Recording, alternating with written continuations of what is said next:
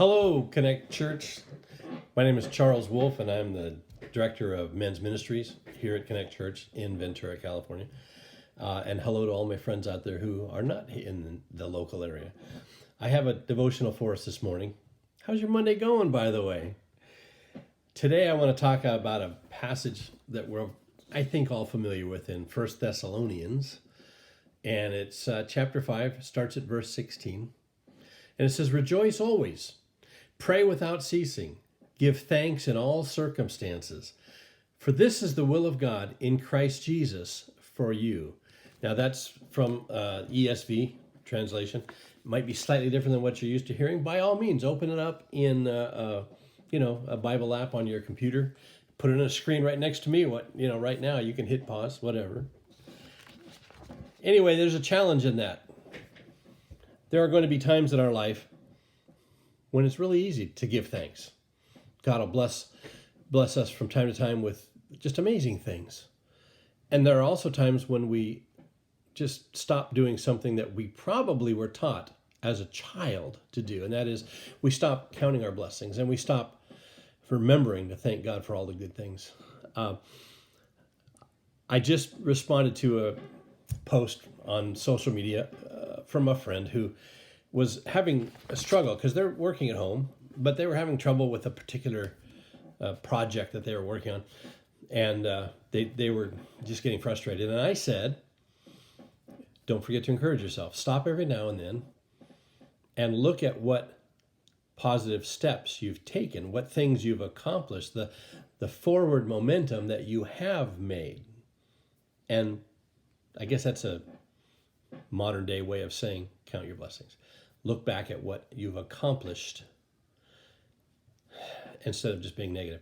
Okay, so where are we right now? Well, this is middle of I hope it's the middle of the quarantine at home, stay at home.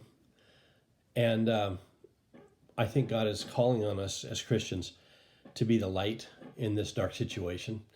And I think that we need to find ways to bless others. And we have many opportunities.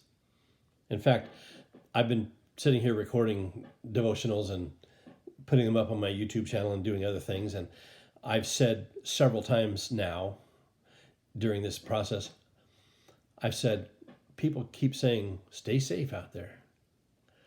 And I don't know exactly what they mean by that, but it sounds to me like they're self-focused. And they're trying to be kind. But I think instead we as Christ followers should say, keep others around you safe. Let's look for ways. Wear a mask so you're not infecting others. Wipe up after yourself, clean up after yourself.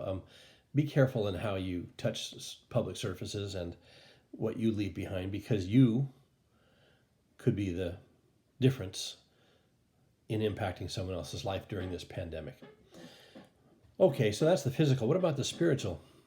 Well, I can tell you that I can get blessed very easily by the slightest little kindness or act of kindness, and if I let it, it can impact me in a real positive way, so that I want to go out and do the same or better. In fact, I also want to give God thanks for that, and it becomes one of those things where someone can do something very minor, and it can have the impact of having me literally stop in my tracks and worship and praise and thank God. I'll give you an example. Hope decided to go out and get some food for us the other day, and she went to In-N-Out. Now, In-N-Out is popular here. You may not have it where you live. I'm sorry for you. But it's popular, and I mean popular, meaning that when she arrived, of course, they're serving drive-through only. Dining room was closed. And she saw the line wrapped all around throughout the parking lot and out the driveway and down the street. So she had to go down, make a U-turn, come back on the correct side of the street to get into that line. And she was not real excited about it. But she had done this to bless me, And she likes the food too, so there was no problem there.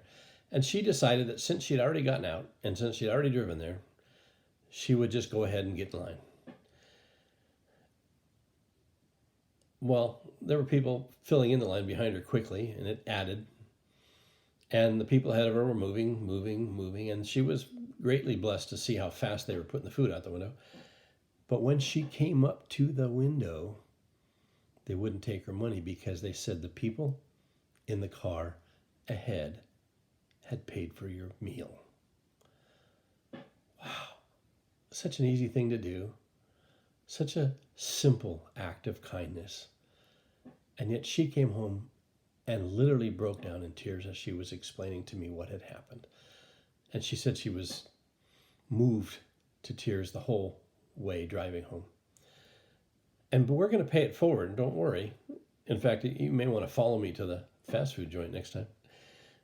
But what an easy opportunity, what an easy thing to do to bless someone else. So what's my challenge? Well, rejoice in the Lord, I say, and again I say rejoice. Pray and pray without ceasing.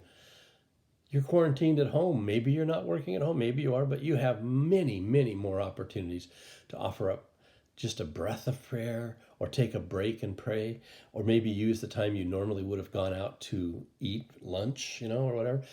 Devote that to prayer. Friends, look for the good, and God will help you find it. Look for ways to bless others, and God will help you find those ways as well. Be a blessing even in this dark time. That's all I have for you. God bless you, and thanks.